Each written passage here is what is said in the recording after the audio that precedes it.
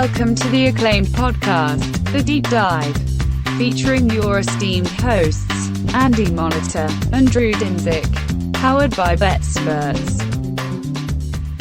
Welcome to The Deep Dive. It is the month of June. Edition. What's that? It's a morning edition. You've got It's a morning cup edition. of coffee. Morning. You know what? We are pre-recording this. It is early morning here on the West Coast, but there's a good reason. I've been at least dying to talk to anyone in the European sort of center of all sports, which is kind of the where things go as we pivot from regular season NBA, NHL, and all this really that's going on right now here is baseball, and you don't need to spend a ton of time listening to First Take or any of the kind of major American broadcasting about sports right now, because it is not good. All of the good and interesting stuff going on in the world of sports tends to be revolving around Europe, and so it is with great enthusiasm that we welcome back Matthew Trenhaile. You can find him on Twitter at Matthew_Trench. And we're not going to get too much into your background. There are lots of great resources and great storytelling on past podcasts that I would strongly recommend. Anyone who's like, man, the podcasts are just like, there's nothing good in it and nothing good to listen to right now. There are some amazing resources of old podcasts that you in particular have done that I will go back and re-listen to for fun. If you're saying, like, I've got time to. I've listened to all the podcasts. I need to fill the next 70 hours. Well, then there's like 10 episodes of Inside Betting you can fill at that time. Those are long. Those are long podcasts, and they're all pretty good. Actually, yes. You know what? It's funny too. I think if you start at the beginning, they start kind of short, and there's even some speaking of like there's some brevity. I'm going to keep these brief, and then every episode gets a little longer. I don't know if it works that way or in reverse, but eventually there's one that's a good 2 hours. Good listening though. It's been a while for a re-listen. Usually it's summertime is when I have time to do some podcast re-listenings to some things like that. But did I name them? Did I make the name right? Inside Betting? Was that what it was called? Yeah, that was what it was called. You can listen to my previous appearance on this esteemed, venerable podcast as well. I tend to try to keep everything I do fairly evergreen, but we're actually going to talk about some stuff that is actually like happening, at the moment, no less. So this time, so I'm going to date myself on this one for the first time. Yeah. I think there's going to be some lessons 2024 in there, is going to be all about Europe. Yeah, there's going to be some evergreen lessons in there that you can take and use in your life going forward. I'm putting some pressure on you to do that claim. You need to deliver on that promise now. Let's start in the U.S. though.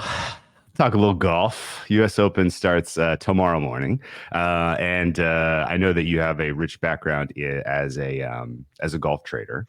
And in general, like the spirit of all of the cool, fun sports going on right now, tennis, cricket, soccer, really, I'm sure politics, all of it is all kind of, I feel like best experienced through the live trading, type of betting, as opposed to, if you're, a U.S. listener and you're kind of mired in the same game parlay mentality, or you spent your Tuesday doing Dinger Tuesday props, like it's not as fun. It's just not. Trading is where it's at, and I feel like that's a little bit of the future of where a lot of the players are going to land. So with that, can you talk a little bit about your experience as a golf trader, and then we'll talk a little bit of U.S. Open specifically.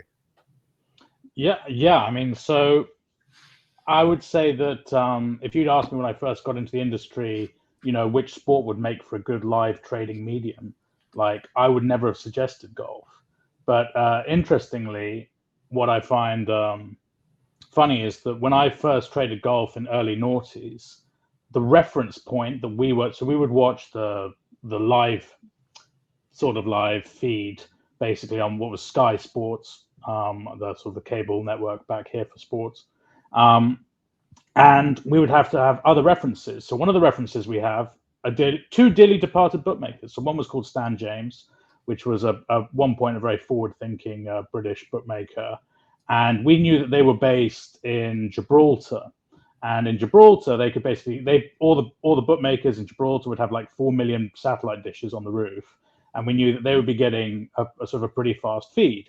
So we'd be watching their odds update. And then, of course, the other people, rest in peace, WSEX, the guys, were doing, and they were doing like basically back and lay, or like they were trading like an options price. So like a buy and a sell, which was like, weirdly to everyone else on the planet must have seemed utterly bizarre, but because I came from spread betting, it completely made sense to us, like when we saw the prices. And they clearly, whatever way they were getting access to be honest, they probably just had Golf Channel back then, which was probably faster than what we were using.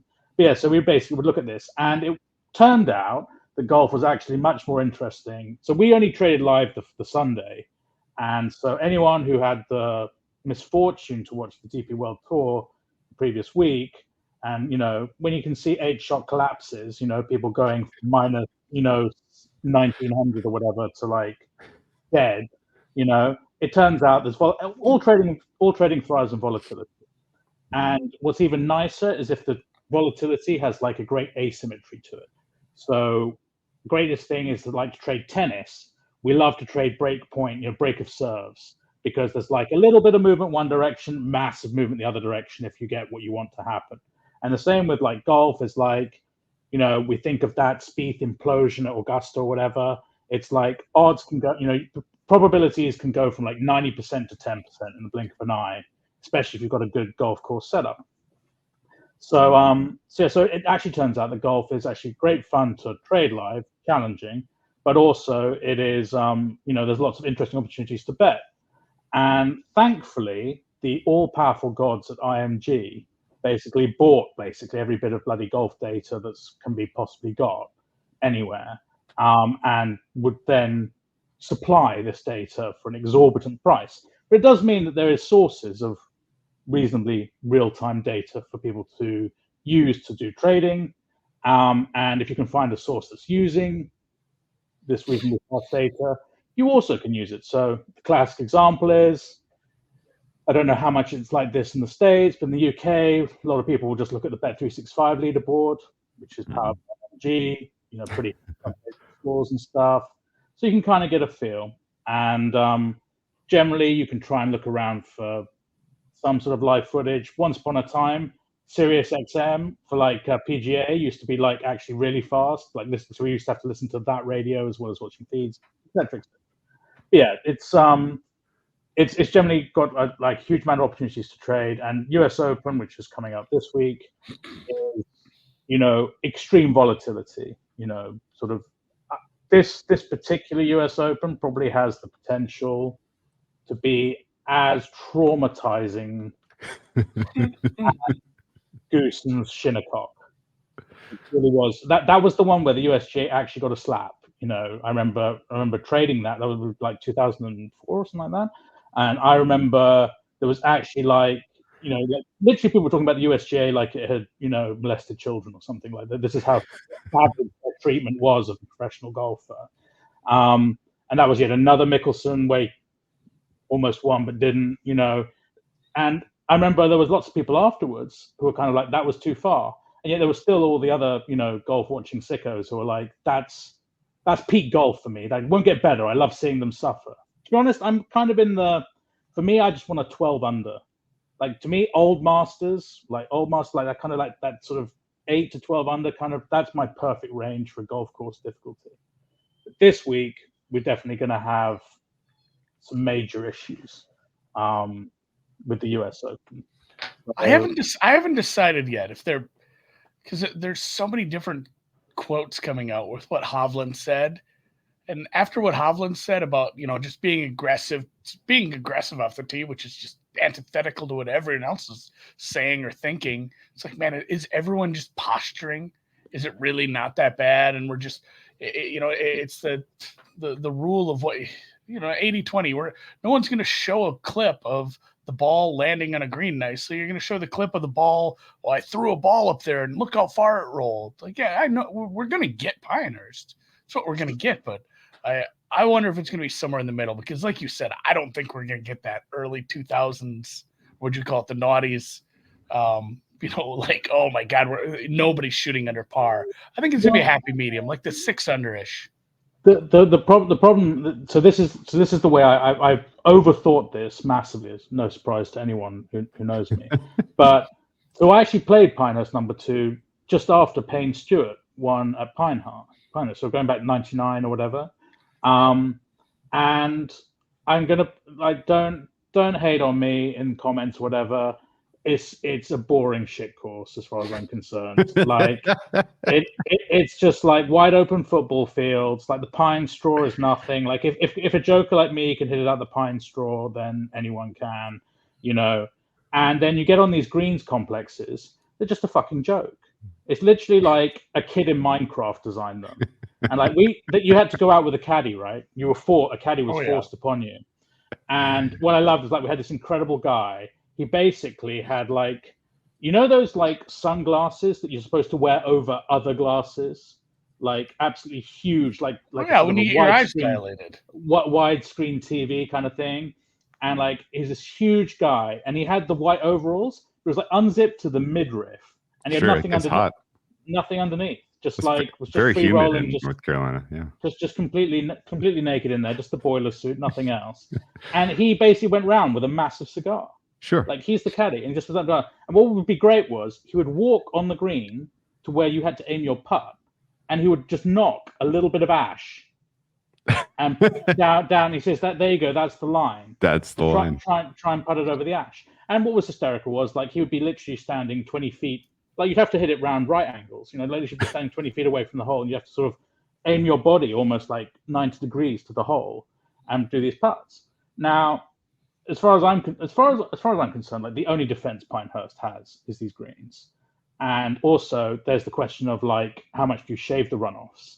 Now we've just come off the back of a PGA that everyone's bitched and moaned was too easy, despite it producing an absolutely fabulous tournament. But it's just too easy.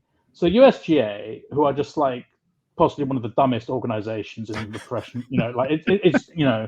they just astound me. I can absolutely see them. You see them watering, right?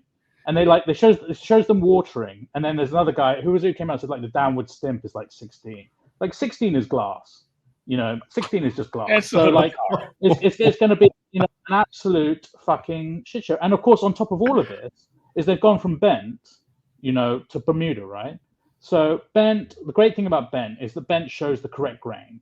Like if anyone's like doesn't bet on golf normally and wonders like, why do like the top pros like bent? It's like, well, good putters like bent because bent shows the grain the way it is. So if this is a slope this way, the grain goes this way. So you can actually you get your skill of reading greens actually pays off.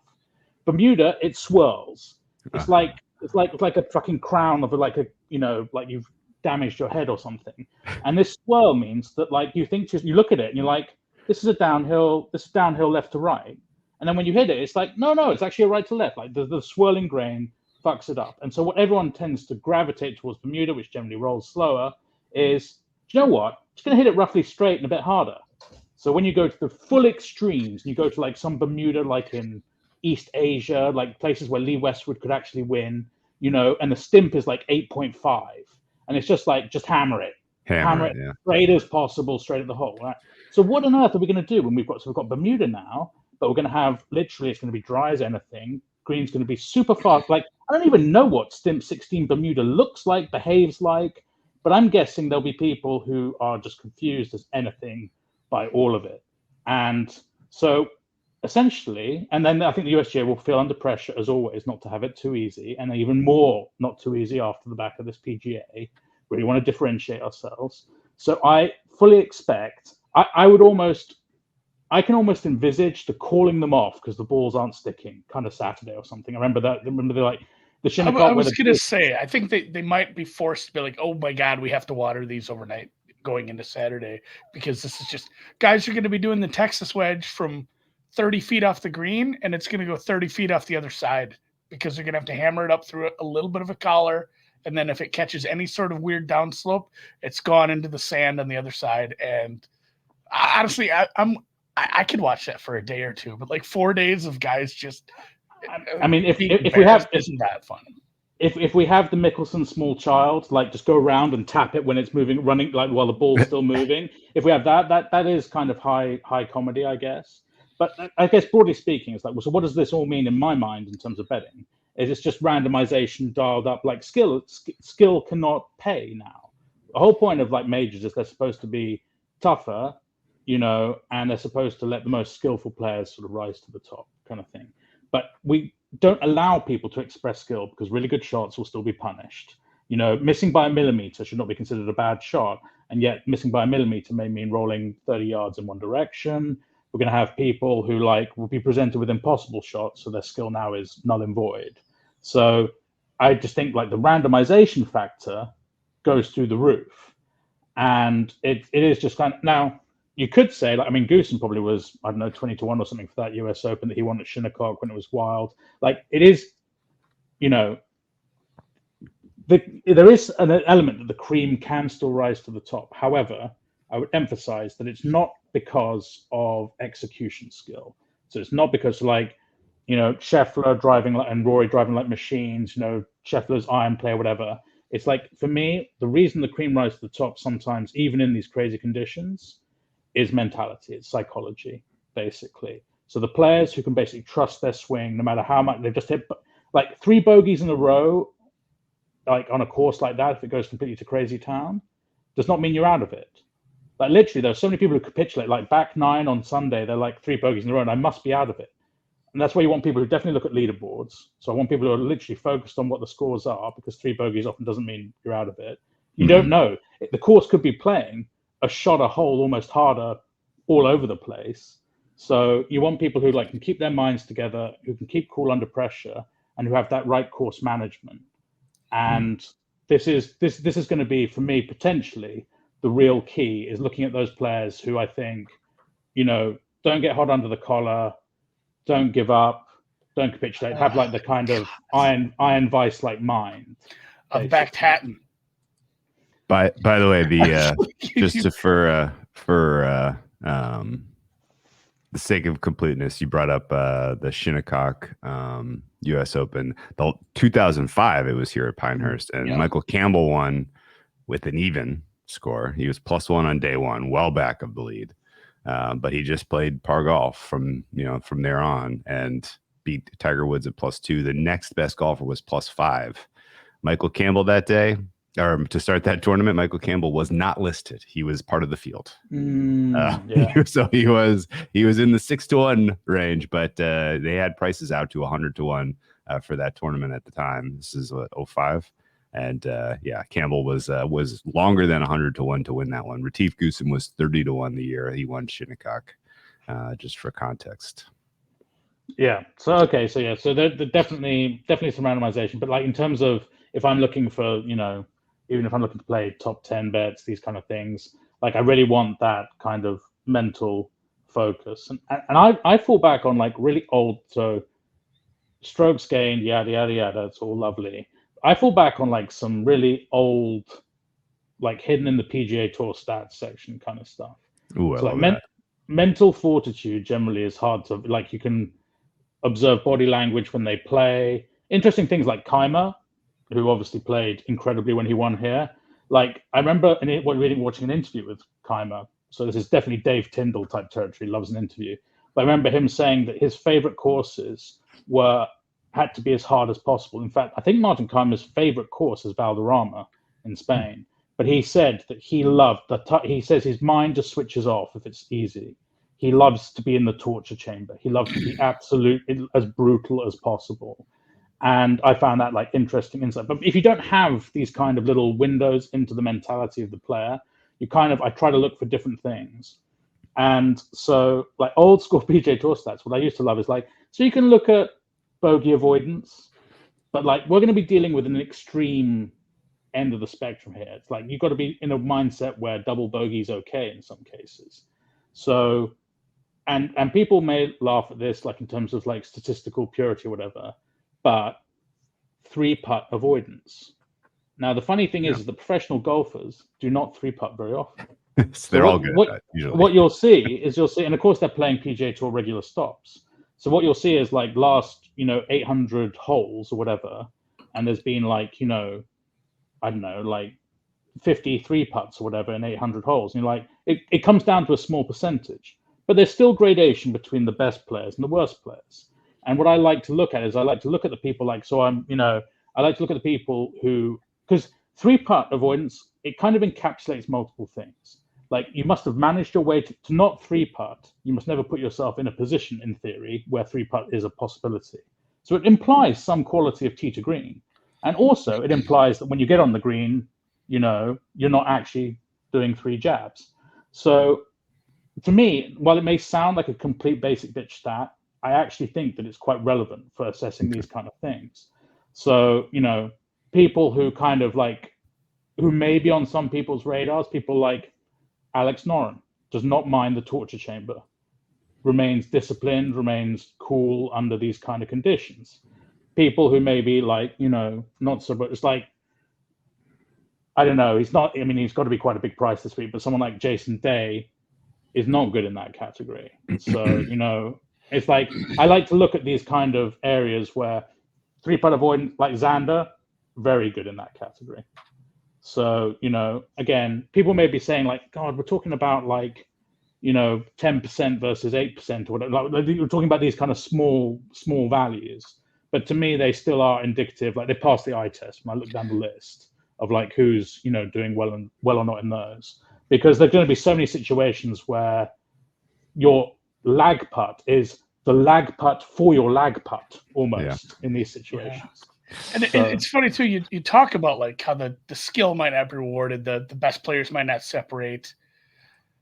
I understand that, but at the same point, you know, like you're saying, everything once you get close to the green, if we're talking, you know, the 3-putt avoidance, the bogey avoidance, the mental fortitude of finishing off these holes, accepting bogeys when you need to, course management, round management, like it's still, like you said, it implies good enough ball striking to get there, because, you know, at the same point, you have to be, like you said, I didn't 3-putt. Yeah, but you were on the green in 4. Like, you know, you still have to have that first part of the equation. And truthfully, you know, we look so heavily into approach. We look so heavily into greens and regulations so often, because it's a lot of the easy course. It's just like, that's another second shot course. Like, find the greens, find some proximity. Hopefully you make your putts. Putting is just a little bit random at times.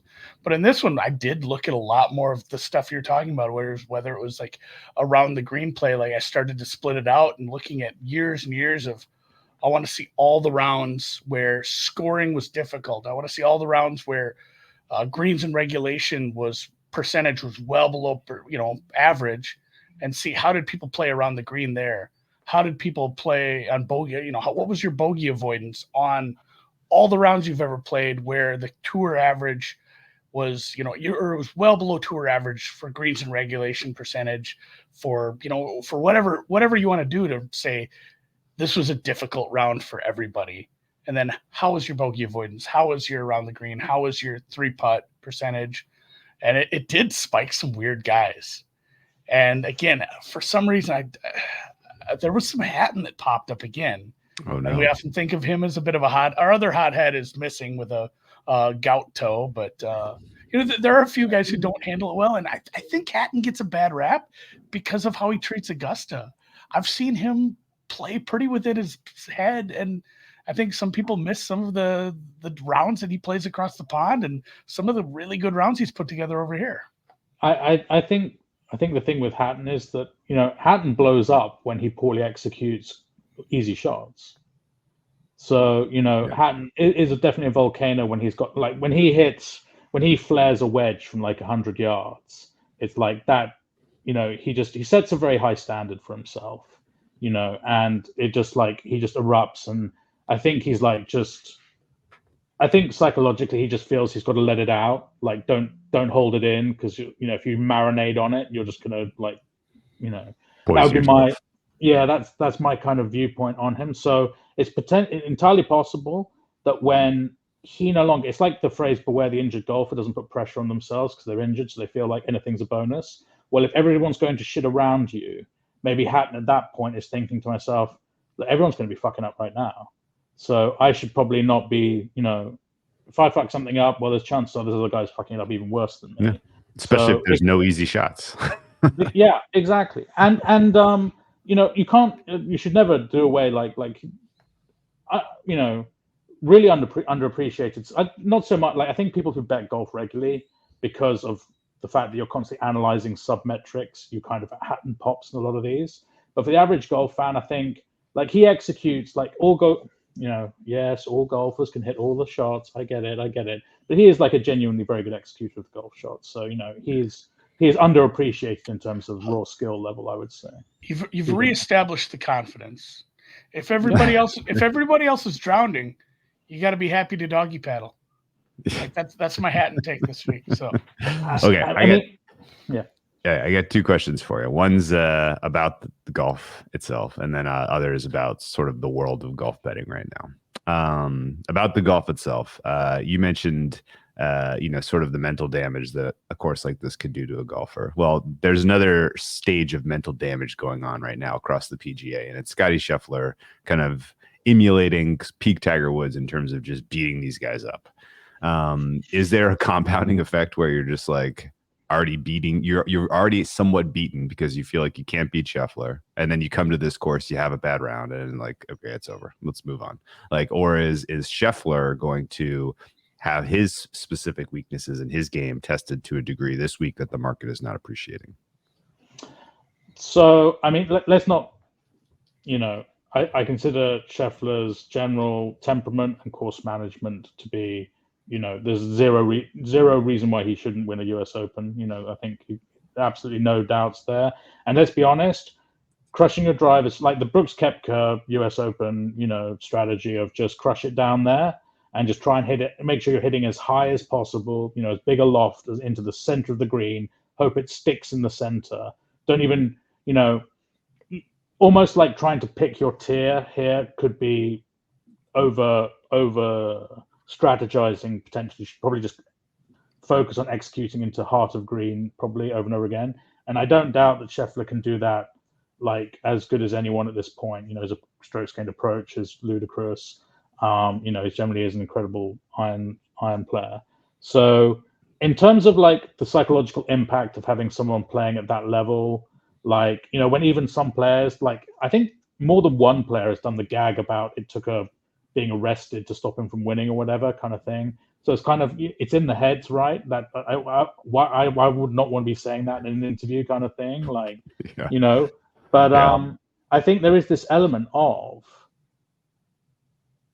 US Open, I think, in people's heads. I think people do kind of, I would expect there are probably some professionals who go into this, and I wish they would just, tweet it out when they were, but like we're just thinking, it's almost like, someone who's like a non-clay player going to the French Open, or someone who just plays clay, goes to grass. Like, I'm sure there's some people who are going to the US Open and thinking like, look, I got invited. Specifically I made the list, guys. What am I going to do? Not going to go? Yeah, and it's kind of just like, and I wish I could sort of know. They're probably kind of like, look, first round, I'm going to get a check. Play carefree, see how it goes, and then like suddenly if they play well, they're engaged. They're now locked into it. But and it's so maybe that. But like there'll be some players who undoubtedly actually consider the US Open like more of their chance, like as in any given Sunday, shit can blow up. People will be putting off greens. Just there'll be other people who I think genuinely look at it as being like, oh, this maybe is the kind of place where I could, sneak a win, because, Scheffler will three putt.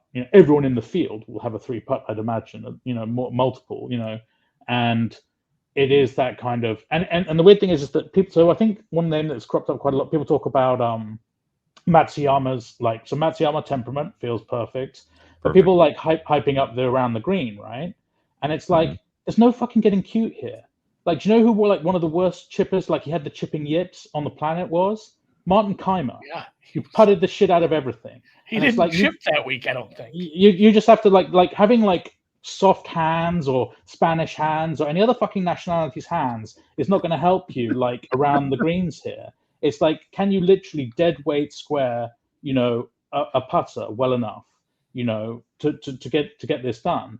And so I finally think that like some people will look at this like, oh, there's going to be a lot of runoff, and therefore a lot of runoff. I need someone really good around the greens. And it's like, you need someone with a stock shot, the go-to stock like putter that feels very comfortable. Like I sort of almost would prefer looking at people who lag putt well than I would care about. It's weird because then you got someone like Spieth, who probably people think of as being very creative around greens, but also someone who historically has had periods of Spieth putting kind of behaves weirdly over his career. Different parts overperform and underperform, but like I can definitely sort of and again, I would say that like temperament-wise, good. I know people obviously like to bring up the Masters blow-up, but like even when he was going through that meltdown, didn't look like he was mentally melting down as badly as I would expect him to look like, kind of thing. So yeah, he never looks upset when he has like an 8.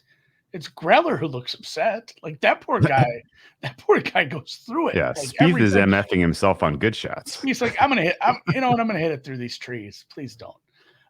No, we talked about this, Trench, with the guys, maybe not like the 500 to 1 shots, but some of these middle of the pack guys who have the temperament, who have the total driving numbers to put themselves in decent enough positions to, like you said, hit that high ball flight into the middle of the green. Don't get cute. You're not Scotty Scheffler. You're not throwing darts here, because Scotty might not even throw darts here. But the guy that goes out and shoots 70, 70, 70, or just 71, 70, 70. And then like, what do you do? And then what do you do with him Sunday? Is he actually like, all right, today I have to play a little more aggressive? Because there's going to be 2 or 3 guys that just have even keel rounds, find a birdie here or there, accept bogey, and they shoot just unremarkable golf for 3 days, but nothing embarrassing. And then they find themselves in the mix on Sunday. I just haven't truly identified who I want. Matsuyama kind of fits that, like you said, with the temperament, with the ball striking, and kind of a sneaky good putter. But like you said, I don't know if I want someone who's trying to make every putt. Yeah, I mean, I've just pulled up my let's call it a model, shall we? Of like what I've been looking at, and like, so you guys actually did a great episode on. Pretty sure you guys did a great episode on trying to evaluate live scoring data. I'm pretty sure you guys did that. We talked about that a while at the Masters, yeah. But that was I really, really enjoyed that discussion. But yeah, it's interesting because for me, I am once again, in that like live evaluation kind of, because I often look. I would undoubtedly say that my cack-handed modeling like invariably throws up a lot of live players in terms of where the value is. So I'm always like a little bit like, right. But like for me, Brooks comes out as value. I'm happy with that. In terms of like psychology, I think that he's going to be strong in the torture chamber. Likes Justin Thomas. I do not like Justin Thomas in the torture chamber. Cam Smith. Yeah, I can see that. Fucking hell, more money set on fire with Byung Hun An. That I don't necessarily back Benny in the fire. And then like, what did you guys make of Cantlay? Because like, obviously, I hate trying to catch a falling knife. I don't think you come into. There's this idea that like people are kind of like, oh, I've never seen that person at that kind of price for a major, and it's like, well, maybe there's a fucking reason. Like maybe it's the latter there. That's Spieth. It's 100% that. Spieth at 70 to 1 is like what? Like especially because he's such a high variance guy. Like if it comes together for like if I'm gonna catch a knife, give me 70 to 1 Spieth. I looked at Spieth. Can't lay at 70 to 1 is kind of interesting, but not really. I just think the way it was so like, even when someone is like capitulating, like sometimes there's like some sort of spikes of like, oh, that's interesting, or that round was interesting, and like I think because Cantlay's consistency was so peerless, to go from that consistency to like I mean, Data Golf, didn't they? They I think in their letter this week they pointed out how him and Xander like virtually had identical metrics across everything. They like almost like their scatter plots like almost fell perfectly over each other, and then now they've just diverged like massively, and Xander's like just playing in another world to him. But yeah, I generally, generally I find like in majors, like the time I want to catch a falling knife is when it's like been playing crap all season. Corrales Punta Cana, suddenly turns up and like, that random like 200 to 1 shot, like hasn't been playing that well. But look, when he comes and plays a bit of island golf, he's clearly relaxed and he's okay, kind of thing, and like that's the kind of thing. But in majors, I tend to be like, I kind of want the solid form coming into this. So at least they're not. You don't want them to be fighting their own psychology before they're even put under the gun and under real pressure of like a major environment, especially USGA setup. Okay, one other trading question for you. Let's say Scheffler does fine round 1, round 2, and everybody else is just pooping on the course. He's got a 4-shot lead heading into round 3, and the price is heavy odds on Scheffler wins this tournament. Do you have an appetite to go against him there, knowing that round 3, round 4 could go very pear-shaped even for the best golfer in the world? I think in that situation, it's very hard. So you said going into round 3. I think it depends on his strategy, what you've seen. Like, is he just clearly that much better at finding these pins, or is he playing the safe game and just beating everybody at it? I think you've got to look at like what the watering strategy is. I think that like, so today already, someone, you can look at the Sport Trade whale tracker, someone has been just smashing the overs. And this is, I made a tweet actually about how important the line is. So like these 71.5, 70.5, so people are taking like minus 160, minus 170 or whatever on the over. It's like, when people are doing that, like your distribution is out, like literally, like, that's 70.5. What they're basically saying is the skew is over here, guys. Like the 70 is like, got some probability to it, but the 69 is like no probability kind of thing. It's like, that's how skewed the distribution is. It's all skewed. It's not normal, right? No question. So, like, and I see that, like, so some guy's gone and read all this kind of Stim 16 stuff, and he's just, I presume it's just largely vibes, like just smashing all the overs. By the way, tip for anyone, if ever you find the round scores at somewhere that's not Sport Trade, like a regular book, just round robin that fuck in both directions if you want. So all overs, every player over or every player under, because you guarantee those markets are set by just historical averages. Sure. By most guys. And the reality is that I don't know what's going to happen, but I reckon it's somewhere in the tails. Either, oh my God, they watered it loads and it's quite easy. Look, these balls are just sticking to the greens, it's fine. Or, holy shit, it's all gone. Like the idea of it falling in that kind of mid-range just feels unlikely. But I probably would take the way I've been thinking the over. So like, go out there, round robin, all overs, every player score, just blanket would be my strategy. Also, I probably would round robin like the top 20 to miss the cut, just because, again, sheer random shit showness, just hit a few big prices there, really hard to get up. Anyway, plus that stuff is all positively correlated to miss, negatively correlated to make. Okay, so you mentioned... So going back to the Scheffler, so I'm thinking to myself, if he plays late afternoon, course has been drying out all day, they hate to blow the whistle and water in the middle of the round. So I'm there literally thinking to myself, if they're not going to water and he's going to be playing, like he can play as well as possible, but if it looks like the greens have already done some scary stuff, then I'm probably thinking to myself, like, I'm so feeling that maybe the potential for contraction, so him coming back to the field, is undercooked. Although there'll be people out there thinking to myself, Matthew, but if that's what your inner fear says is going to happen, that's the time to bet the minus 300, and like that's the time to go in. But I to be honest, I think all of that price will still be predicated on the fact that best golfer in the world leading the tournament by several shots. So best golfer doing what we thought best golfer would do, chances are he's going to hang on to that. And to me, it's kind of like, I just don't know if you can get the course variance in those situations, because it's not just variance in terms of normal distribution.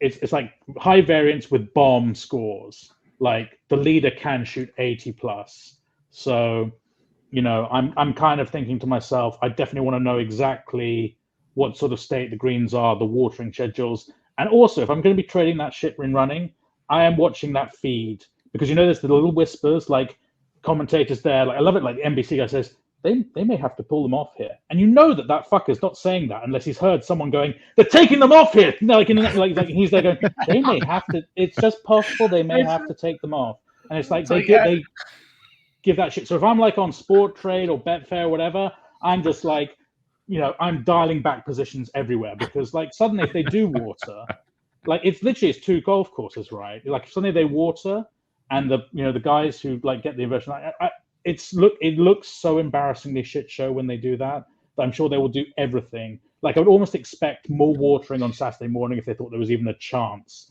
that they could be. But the thing is, they don't want to do that. They do not want to pull off.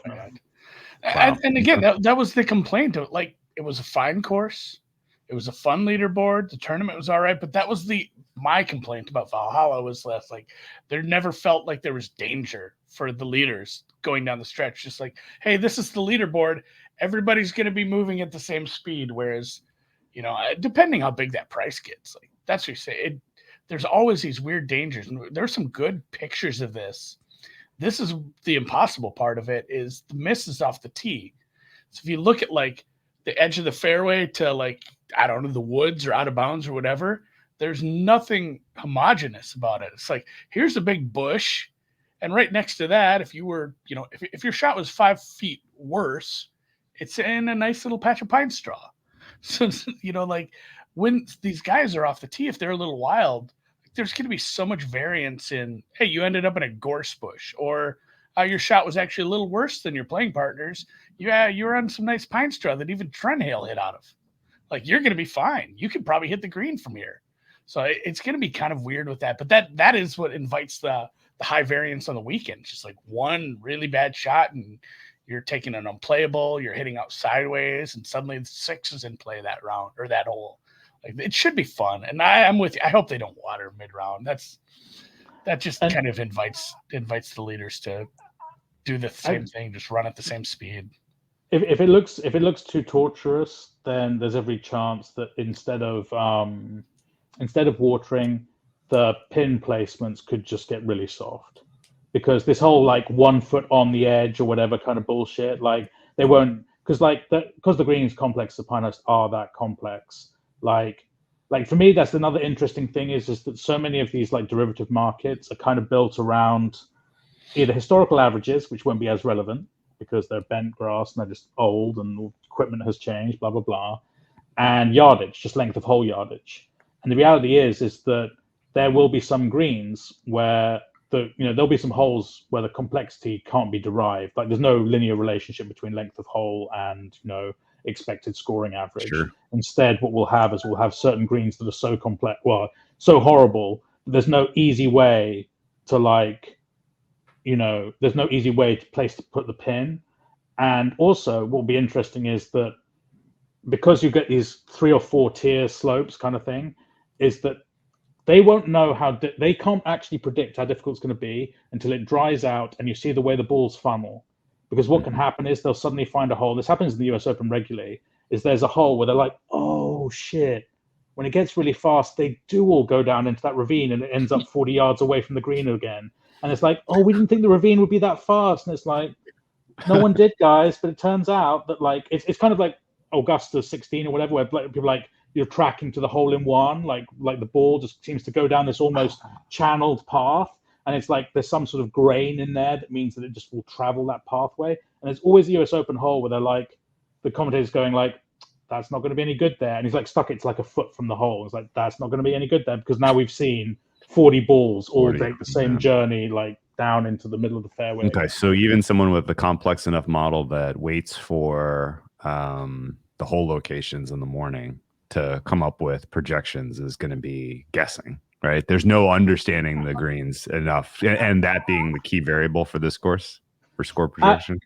Do you know what? I would say that later in the weekend, though, I mean, if you have a good understanding of like, hey, but there could be surprises. No, but once you see the pin location to know like, oh, they had to ease this hole up. They put it in the front because the back. They had to ease it up. Well, sure, yeah, that's the back is a goddamn water slide.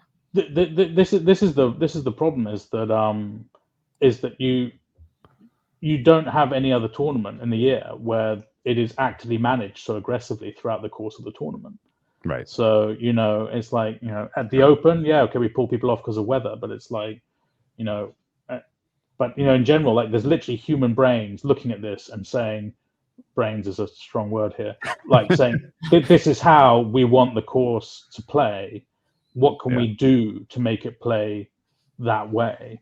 But yeah, I think like sort of really analyzing like topography of the greens, the complexity of how hard a green is. Like you only got to be better than your opponent, right? That's like I would just say the reality is that there are some holes where it kind of maybe looks, birdies 10%, pars like 40, bogeys like you've got this shape, right? And that shape roughly conforms to sort of a hard par 4 of 450 yards, or whatever your sort of standardized database. Like you've taken a filter that still gives you enough holes in the database to provide you with a meaningful average. Okay. And for me, what I'm thinking is that in some of these holes, that 10%, say for birdie or whatever it may be, just cut it.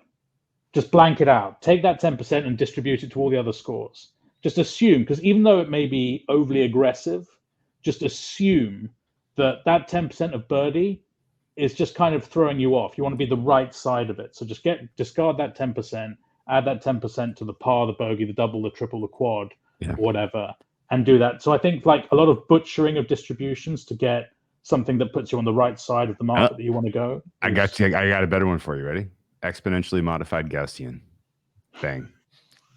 Seriously, it's a super simple distribution. It's a normal minus an exponential, and the exponential skews you. That's all you got to do. It's way simple. There's plenty of holes out there where hey, it's a hard 4. It's playing at 4.1. In our average, and then and then you have a different par 4 that's playing. The mean is the same, but it's just because like the best scores are all pars, and there's just a lot more. And you've taken that birdie percentage and pushed it off to the right, and there's just people are playing that hole knowing like I'm playing this for a par. I'm playing this for a par, and the ones who are getting in trouble are getting in big trouble. What I desperately want is when this podcast is released, is for someone on Twitter to mock up the meme of the guy talking in the ear of the bored-looking beautiful woman, like, and he's there going like, and these sport trade market makers, exponential Gaussian distribution, no fucking idea, like this, like that. They have no idea. Glazed eyes, like, just stop talking to me, like, Okay, we're not releasing this till like next week. Process question for you, or not process question for you. Market question for you. I find it interesting to follow you on Twitter talking about the sport trade situation, or just the market in general, the market makers, what they're up to. Like, can you kind of shed a little bit of light for those people who aren't following you as closely as I am, and or who just don't know what the heck I'm talking about in terms of sort of the state of the liquidity for golf at the highest levels currently available for U.S. players? Right. I mean, so it's very interesting because sport trade, so Alex Kane quite rightly, when he's building out sport trade, wants to have liquidity and consistent liquidity, and they've emphasized the ability to trade. So when you emphasize the ability to trade, you need to feel comfortable that you're going to be able to get in and out of your position, and out of your position cheaply. So he focuses highly on publicizing the narrow spread and the size. So what this means is you need people who are comfortable in doing this as an undertaking, fighting adverse selection, fighting very smart people who are going to be doing their own modeling. So right now, in terms of the ones that Alex, could probably, so we have Susquehanna, so Nelly Analytics, so the sports, modeling division of Susquehanna. They're doing some market making for them. I want to say that SIG is a partial investor, maybe in sport trade as well. So, which is good because it means they've both got vested interest in making it work. And then we also have, is it DLF Capital or DLF Trading? David's going to be angry at me. Anyway, but so 2 groups of market makers.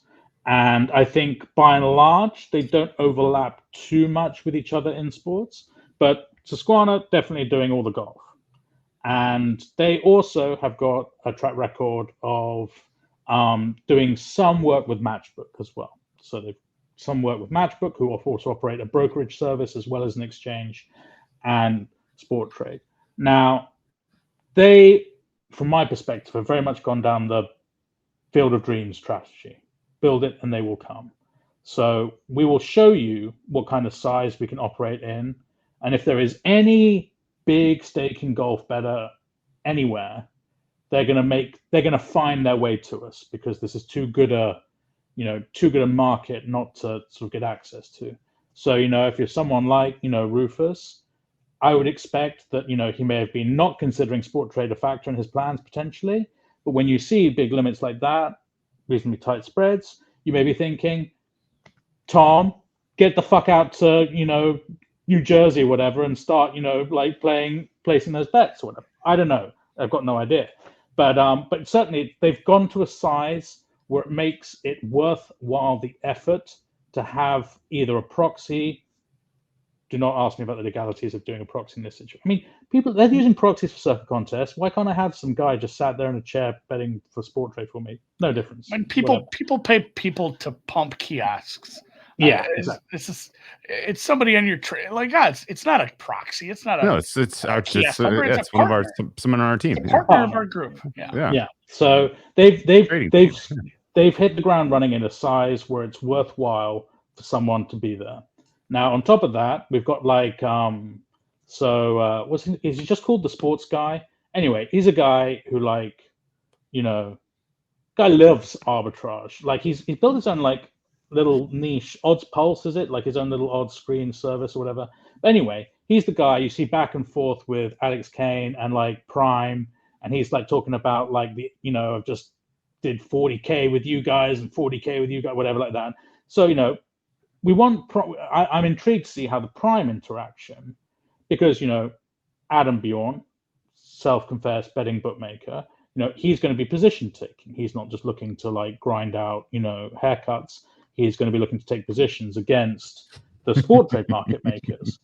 Now, we also have to assume that it's quite possible that Mr. Bjorn does not have some sort of altruistic firewall between the other Planetech customers and the customers he caters for at Prime. So I'm assuming that Adam will obviously know his book of customers who are betting in the offshore, at Chris, and so he's going to have at any given point a window. Plus, Adam is a global betting mind, so he'll be looking at the Betfair market, all the rest of it.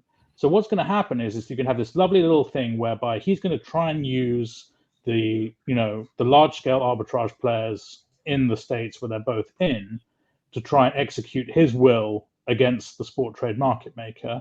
Sport Trade market maker may try to play a bit back the other way. He may, because Sport Trade, we can have a debate about this on another day, but Sport Trade gives anonymized IDs for the players to, the market makers. So this guy who lights up, I'm assuming it's one guy, could be obviously many, but the guy who lights up the over-under rounds, for example, every week on the whale tracker, that ID is now going to build up a profile. That's why I asked them one time, can you put the ROI by different sports from the whale tracker, stuff like that. The golf guy's doing pretty well. So I'm interested to know that guy basically, is winning at Sport Trade. I'd love to know what Susquehanna guy is then, how's he utilizing that information? Could just be eating it, hoping to grow the market, could just be the cost of growing the business. Alternatively, does he have a load of customers who are being dealt through other liquidity pools, whether it's Matchbook or whatever, and is he trading off the information? How good is the Sport Trade information compared to the information that's coming through from, say, UK bettors from Matchbook or whatever it may be? So I'm just very interested by that market dynamic. And it's interesting to see, I think there's been lots of speculation by people who work in, I suppose, low margin bookmaking over the last 20 years plus, whatever. What size is the right size? Because you get to this point where you put limits up, and eventually the only people who want that limit are completely bimodal. It's either the best bet you're ever going to take or the worst bet you're ever going to take. It does get to that point. Like, if you're offering like, $1 Donkeys million, and unicorns. $1 million, like it's either the guy who's got, No $1 million to burn, or it's Yeah, it's no, the worst. it's 100%. It's the three memes on the distribution chart. Except one There's guy. no middle. There's no middle guys. And that's where I wonder too. I see a lot of dumb shit on Twitter. A lot of it. I'm gonna have to mute some of this WNBA stuff. There's so many people with strong opinions that clearly Who cares? Never even watched the game. But they're very mad about everything. I dare them to watch the product. You can say Joey Knish. You don't have to hide his name. Oh my gosh, Knish is actually well informed on some of this stuff. I know, especially compared to the people I'm talking about. But one of the worst ones is the comments on the social media people that grab the Sport Trade Wales account. They'll grab that screenshot and be like, somebody bet $75,000 to win $200 that Christian Bezuidenhout doesn't win this tournament. It's like, what do they know? They're like, I'm not 100% sure, but I'm fairly certain that they have a position on the other side that overlaps with that. And everyone in the comments is like clearly just money laundering. Like, I feel like there are better ways to do. Like, you're not only bad at Twitter, you're bad at crime. Like, you don't fully understand what these people are doing. Like, these people are smart people. You think I guess if they are truly the donkeys, I doubt they have a Sport Trade account.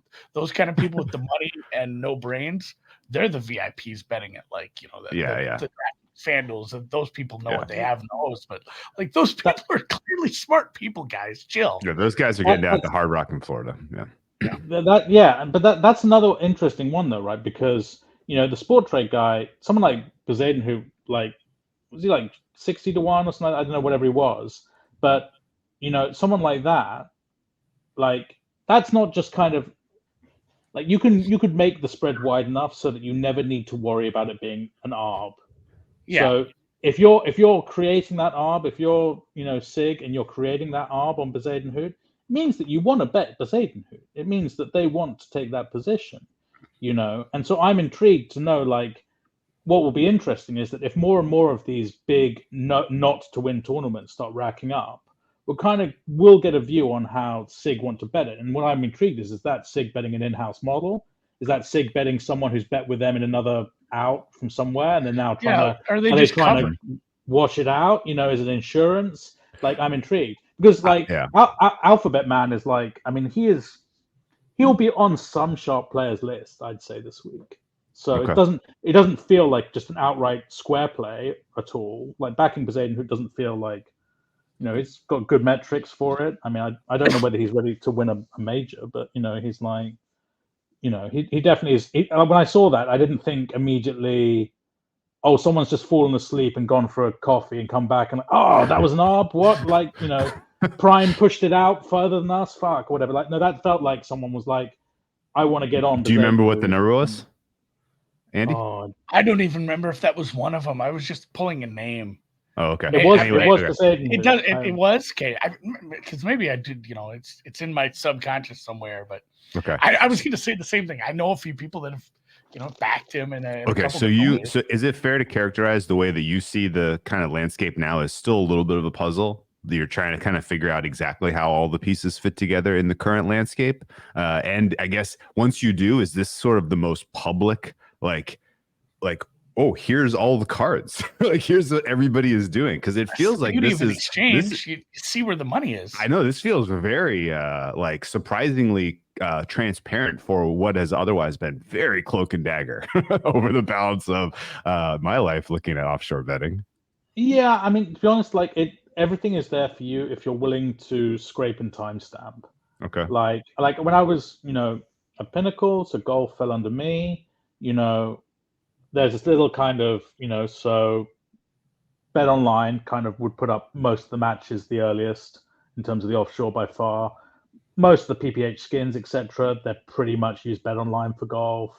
Most people tend to go up with the similar matches to them. What would be interesting is we'd be waiting, and in the end we were just like, oh, okay, we post, and then sure enough, not long after we post, Chris posts, and it's like, okay, so like we're like minus 110, they're like minus 115, minus 115, and then like we're minus 110 one match, and they're like minus 140 plus 120 on the same match. And it's like, okay, thanks, Adam. Good to know what you want to bet. And so like you can see that now anyone who scrapes Chris or Pinnacle or whatever, they can watch this. They can see how it all pans out. Like we get hit by the arbor, our price moves on auto mover, Pinnacle, like you can see whether Chris holds the price, whatever. It's all there for you. Like Betfair, you can easily see like the money being matched. You can see where it's being matched. You can see how the prices trend. Like now Sport Trade, the whale tracker is showing you these things. So what I find interesting is that Sport Trade has potentially tempted out of the wild someone who bets predominantly off screen. But because the Sport Trade limits are large enough now, suddenly they're like, oh, I'm going to have to show my hand. Because I spoke to someone else who placed a bet, I won't say the sport, but they placed a large bet that showed up in the whale tracker. And I kind of said like, oh, look at this, like this. And they're like, oh, fuck, that's mine. And I was like, oh, is it? And they were like, yeah. And I was like, and then what the fuck's this account you're showing me? And I said, oh, right, this shows that anything over $3,000. And he's like, it fucking does. And I was like, yeah, it shows like, I have not seen their bet since. I was going to say that suddenly they're betting $29.99. Yeah. Yes. So like it's interesting, right? So like yeah. And the funny thing is that I don't think they would have like DM'd Alex Kane and be like, can you take you know what can you just not do mine? Because like whatever, they would have just been like, oh, I just can't bet there anymore. So you can lose volume just on the fact that you're like disclosing stuff. Like I just find these flow stuff like who was it? Someone else was telling me that they were scraping. Maybe I don't know whether it's a Twitter thing or a podcast thing, but Stake.com like has this running. Loads of the crypto books now have the running reel, like what Alex has is the tape on Sport Trade. Like loads of people have had like the tape. Like one of the earliest people actually was a Estonian book called Cool Bet used to have it. Interesting, yeah.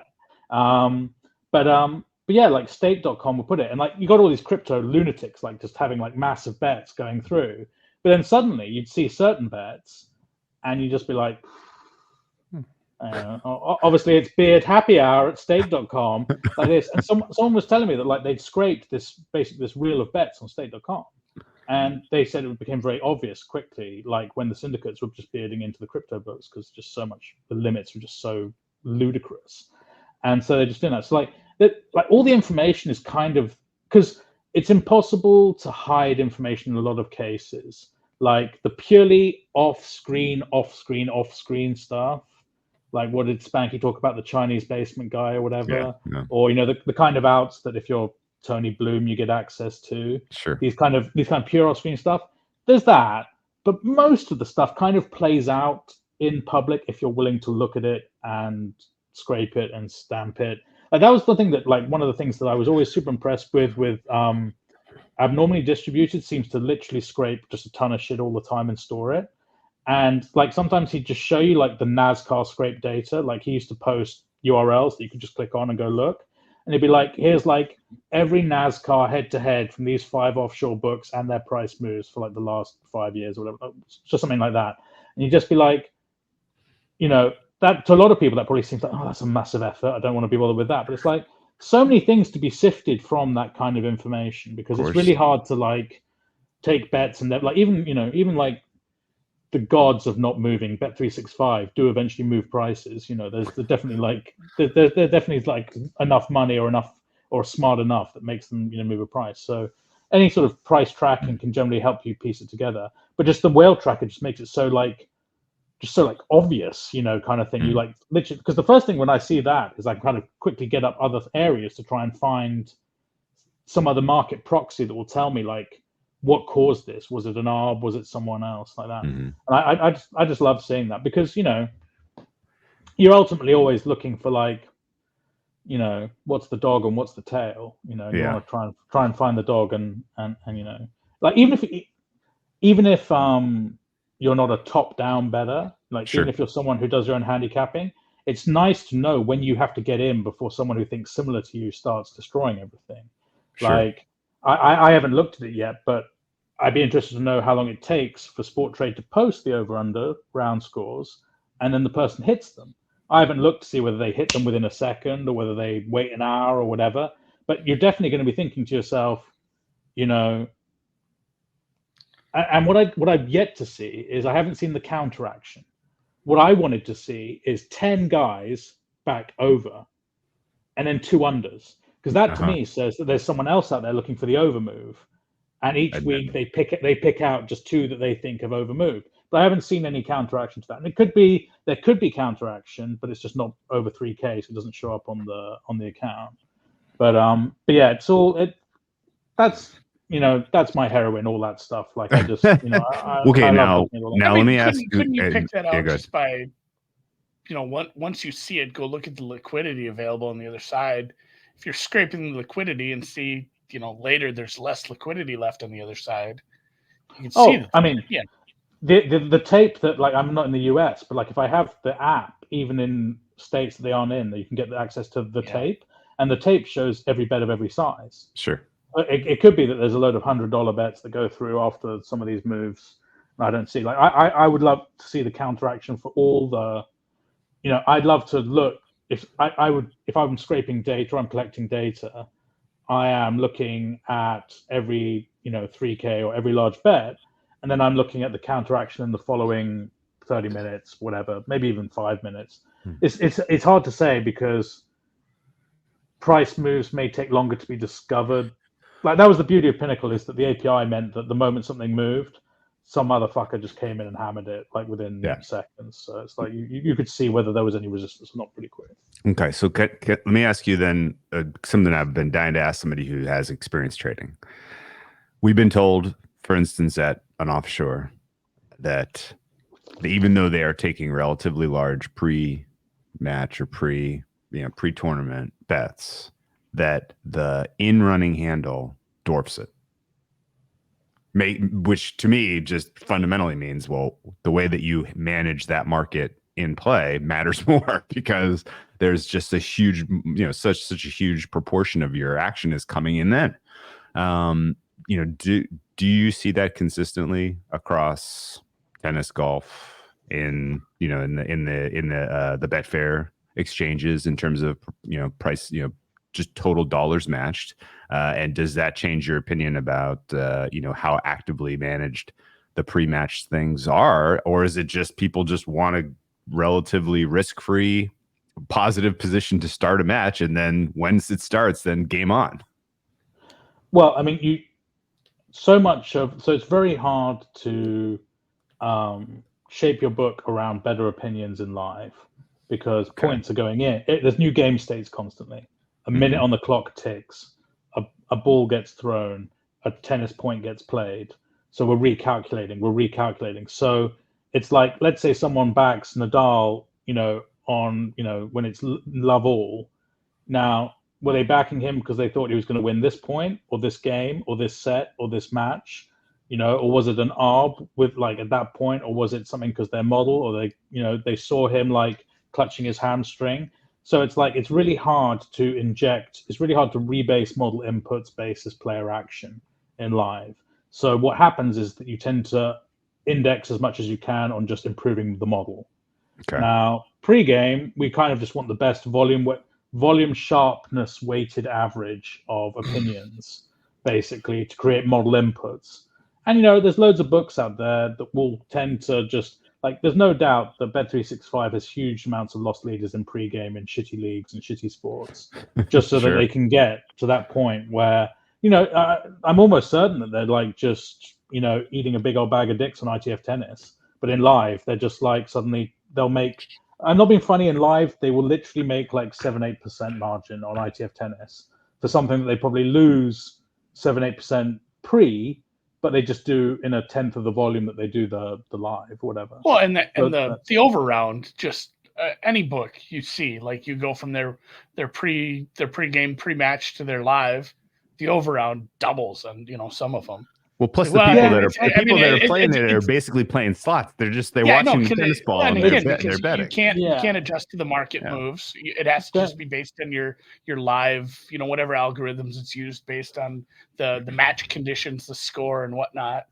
And but I mean, I don't begrudge them that. It's hard. no, exactly, and it's because basically what can happen is that a model flaw can create such an enormous opportunity. So, like on average, like that extra vig is very helpful in live, but when you're exposed, it can be catastrophic. So, I'll give you an example. There was this situation whereby, so two examples from neither of these are Pinnacle, but previous employers. So one was, for example, not tracking correctly the increase in 3-point percentages in the NBA. And there was one market which was winning margin.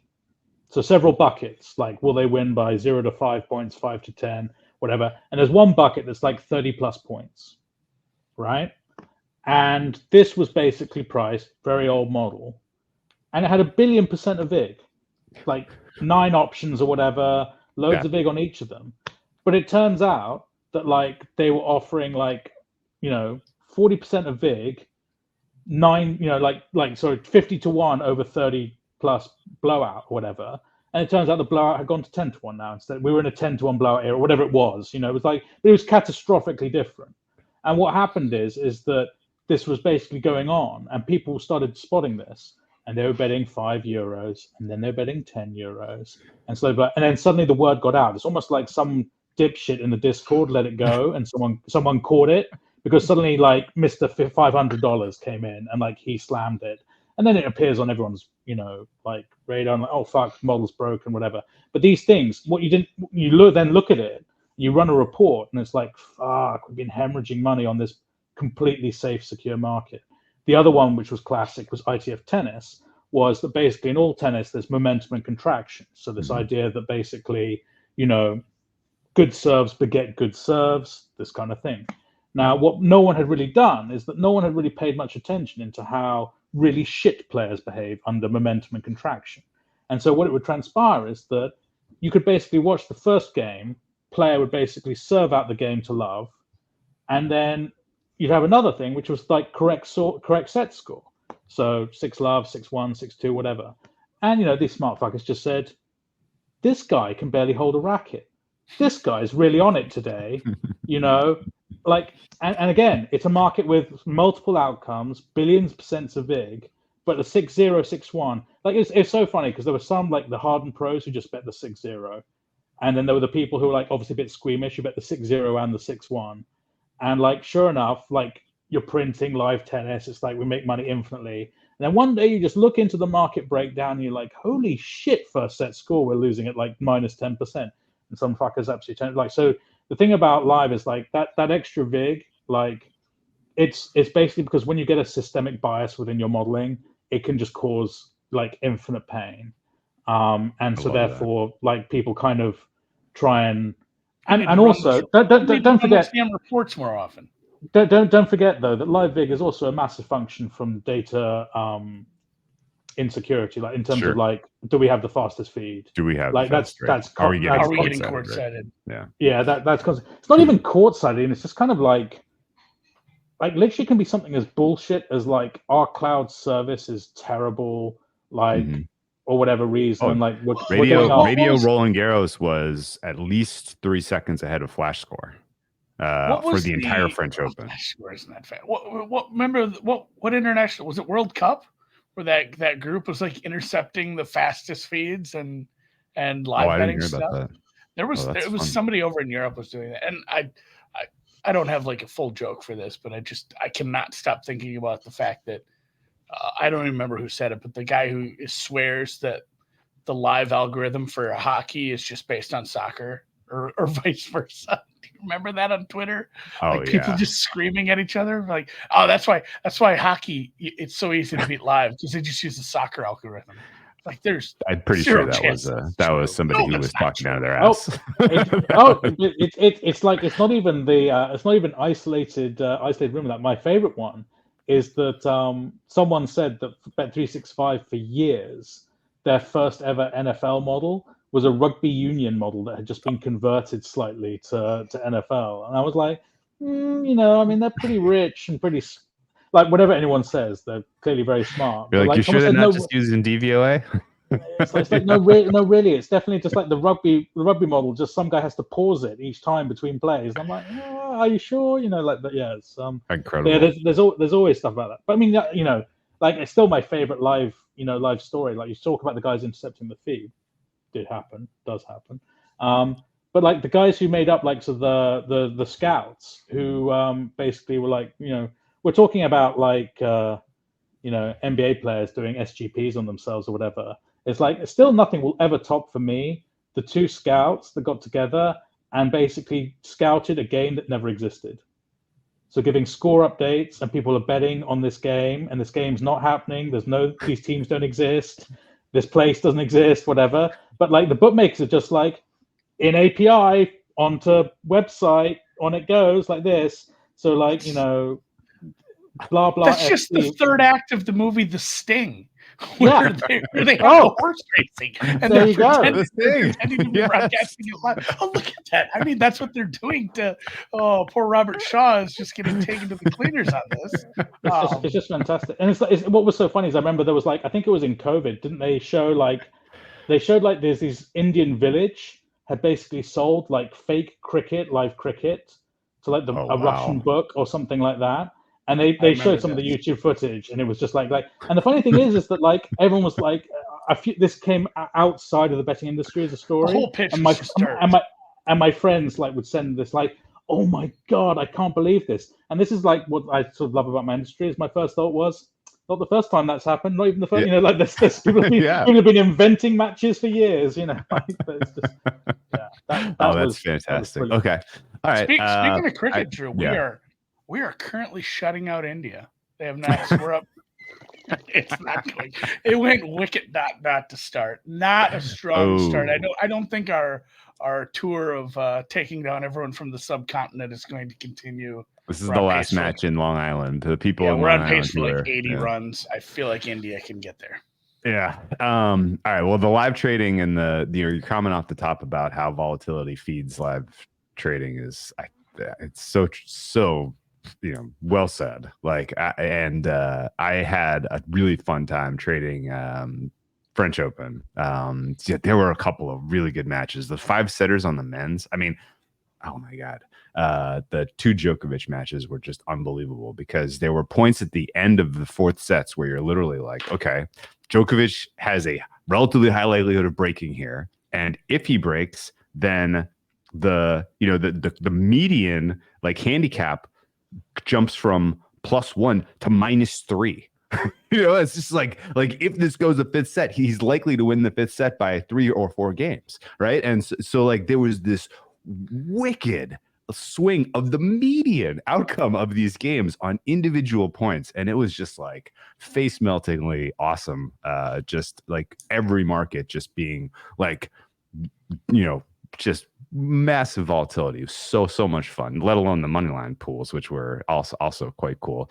The cricket, watching the cricket, some of the cricket pools, the USA Pakistan money line volatility was just, again, I was like I'm learning the rules of cricket as I'm watching the match, and I'm watching the live odds, and I'm just like, holy crap, because again, like a 1 run out versus a 12 run out, like there's huge uncertainty on just what you're going to produce in terms of runs in a given out, and or on a given ball. A ball could be worth 6 or 0.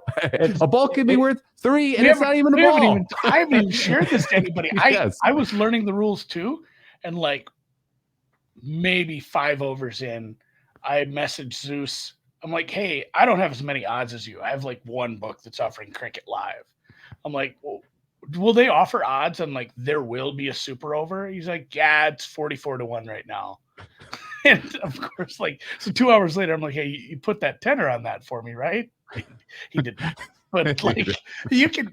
I thought I had a cricket glitch that I was betting on when people were batting second, in like it is now not as positive as it was. So we might have retired from live. USA into that final over before before they went to the super over. Yeah, so they call it. The USA in the final over was plus 2,000 on bookmaker with $1,000 click liquidity. Like what? It was very, very interesting and absolutely loved it.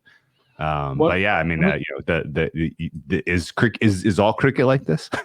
Well, I mean, this is the funny thing is like you get to like I had my time in finance, and like I would speak to certain people like who've been through. I was working in a financial trading room during the financial big, the GFC, Great Financial Crash, and also during like the flash crash when like the algorithm, like the Dow just dropped fucking 90% or whatever. Like I sort of observe these things, but they're isolated major stories. Like I remember speaking to one guy who was trading oil when the Gulf War was announced, and like just like this kind of, or say Gulf War was announced, like when Iraq invaded Kuwait or whatever like that. And they talk about this, and these are kind of like stories for like isolated moments that everyone remembers. And it's like every day somewhere there is a bullshit cricket match happening where something goes from minus 10,000 to plus 10,000 at some point during the game. Like this kind of stuff happens all the time.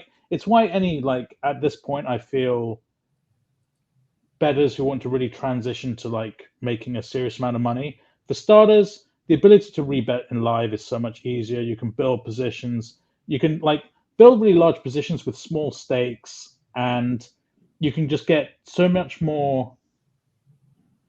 It's not just volatility. It's that kind of. It's that ability to find like low downside, really asymmetric upside type positions in live betting. And in terms of cricket, like in terms of the short format, basically, because everything is like a funnel that goes down to this narrowest point. Yeah. And as things get down to the narrow point, every incident causes a huge shift in the odds.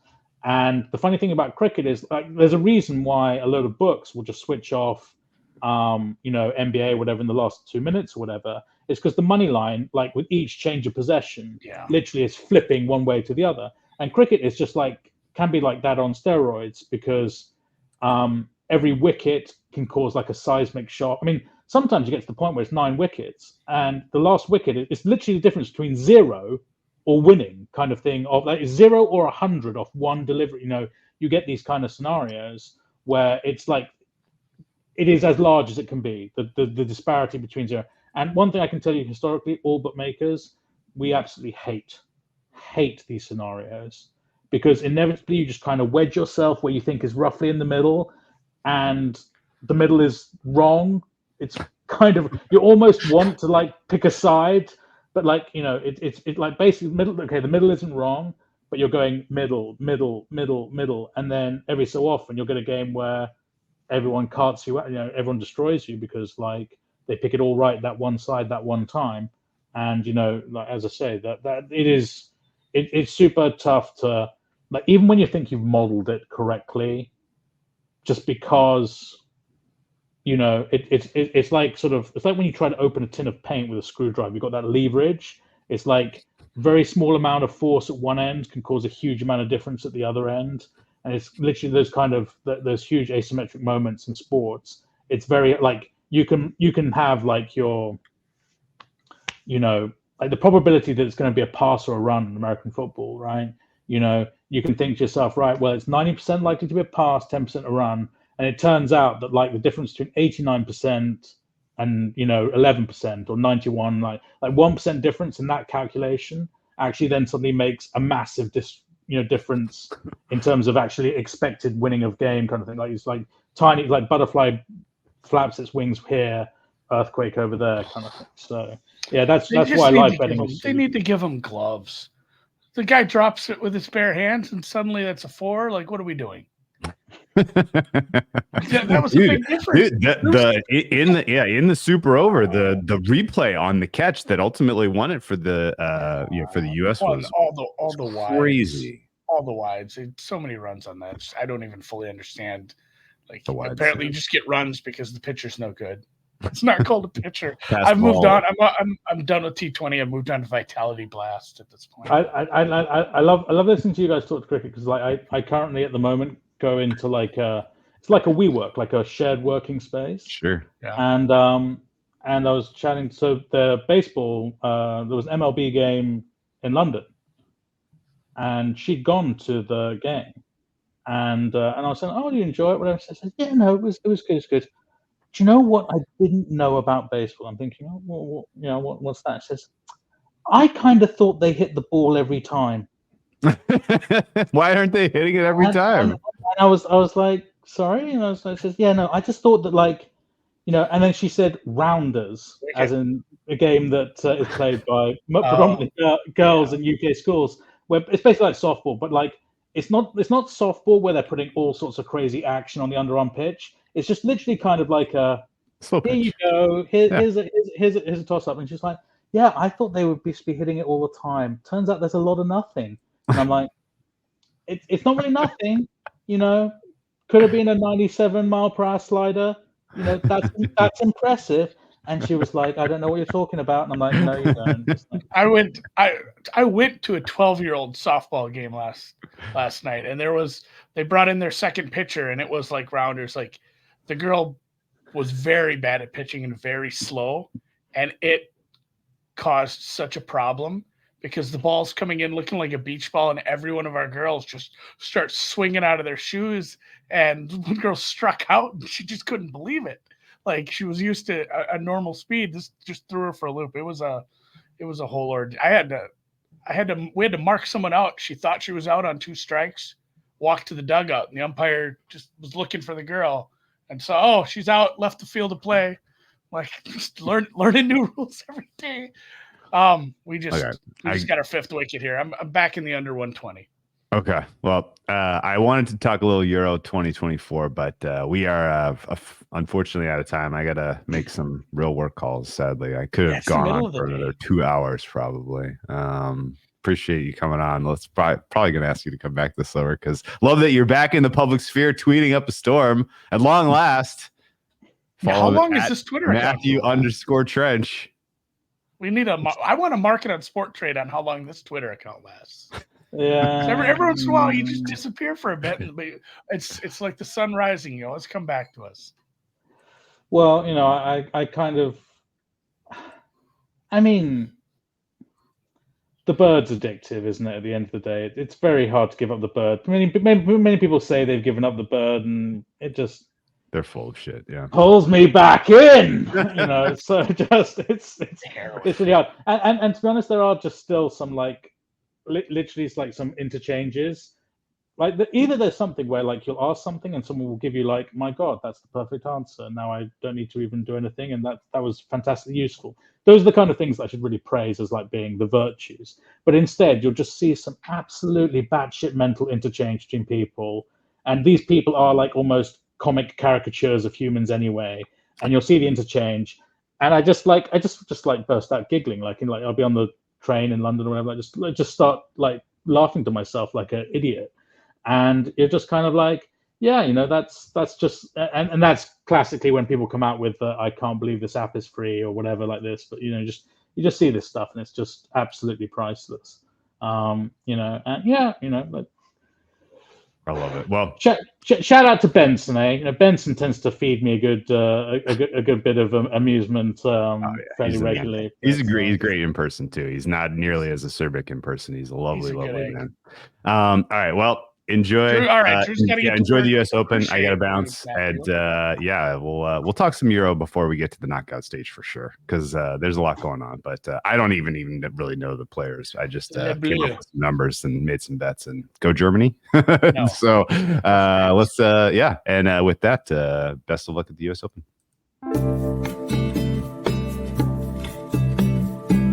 I got all kinds of questions. Long overdue to talk to Bjorn. I think we'll stack him up. We try to get Planet Tech on next week. Yes, absolutely. Oh my God, what a month! It'd be a hell of a back-to-back.